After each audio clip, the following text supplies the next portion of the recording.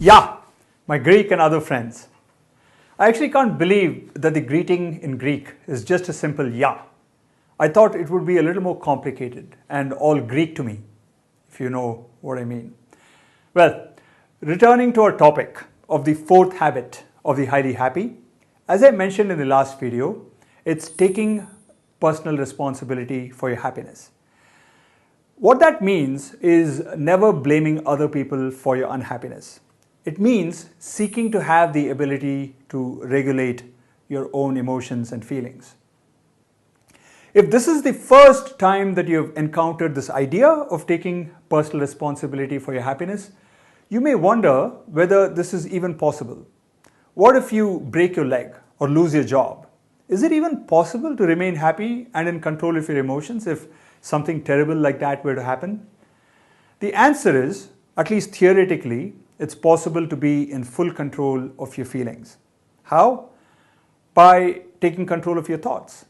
As we saw earlier, our feelings are determined by our thoughts. So, if we change our thought patterns, our feelings are naturally going to change. This is how people like Mandela were able to maintain their emotional equanimity despite being jailed for a good chunk of their lives. This is also why the same event, for example, failure to get a job, can evoke such different feelings in different people. As Milton famously said, the mind can make heaven out of hell and hell out of heaven. Research shows that Milton was right for the most part. We can change our feelings by changing our thoughts. But just because it's theoretically possible to change your feelings by changing your thoughts doesn't mean that this is easy to do. The problem is that changing your thoughts isn't that easy, as I'm sure you know from personal experience. You need to be able to develop the skills to be able to change your thoughts. The good news is that this ability, like most other abilities, can be gained through practice. The bad news, however, is that for most of us, developing the ability is going to take time, perhaps a lot of time and also a lot of patience.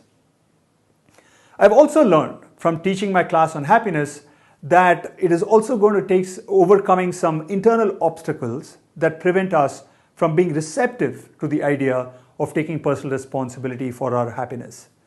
There are two main internal obstacles that I seem to have discovered that seem to bother my students about this idea of taking personal responsibility for their happiness. The first obstacle is a certain kind of pessimism.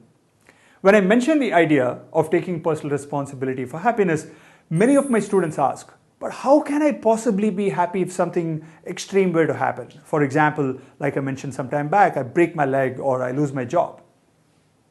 The fact that I can't be happy if something like that happens means that I can never really hope to take complete responsibility for my happiness. My happiness will always, at least to some extent, depend on external circumstances, and therefore I don't even want to embark on this project. To the students that raise that kind of a question, I tell them that asking whether they can be happy even if something really extreme happens is the wrong question to ask.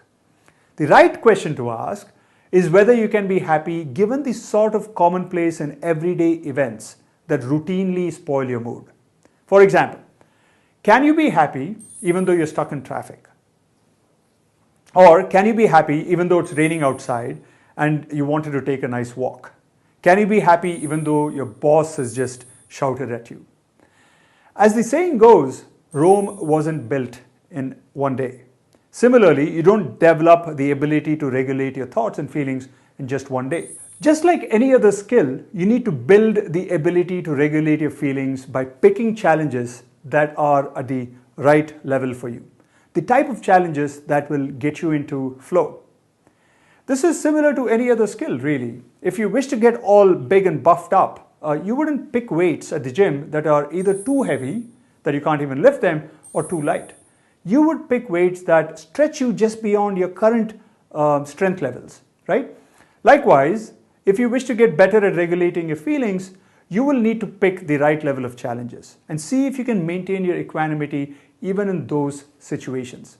By doing this regularly, you are almost certain to become better at controlling your feelings. In fact, someday, after you've practiced this for over 10,000 hours, You may even reach the lofty levels that Gandhi or Mandela did. Now, there's another thing, that internal obstacle, that prevents a lot of my students from even entertaining the idea of taking personal responsibility for their happiness. This obstacle is a misconception. It is the misconception that if you take personal responsibility for your happiness, the others around you will start taking advantage of you. Here's how one of my students put it. If I'm always in control of my feelings, he said, and I can be happy no matter what, won't my friends and colleagues start abusing me? Won't they think that since nothing spoils this guy's mood, let's take advantage of him? Won't that happen? He asked me. The answer is no, not really. Because taking personal responsibility for your happiness doesn't mean that you don't hold others accountable for their actions. Let me give you an example to show you what I mean. Imagine that a ticketing agent has made a mistake and booked you on the wrong flight. Because of this mistake, you won't be able to get to an important meeting on time. In this type of situation, most people would get angry at the agent. Now, if you had total control over your feelings, you could change your feelings if you wanted to. For example, you could change your anger into, say, compassion for the agent if you recognize that he's new to his job, right? Or there's something else that's going on in his life that's really bothering him. He's not able to focus on the job 100%, etc. The fact that your feelings are under your control means that you will not hold him, the agent, responsible for how you feel. But just because you choose not to hold him responsible for how you feel doesn't mean that you should also not hold him responsible for the mistakes that his behaviors have caused. So, for example, even though you may not be angry at him, you may still make it clear that he needs to fix the problem that he's created for you, which might involve getting you on an alternative flight or reimbursing you for the losses that you might have had, etc. In fact, it is by retaining control over your feelings that you're more likely to get the agent to get your problem fixed for you. Why?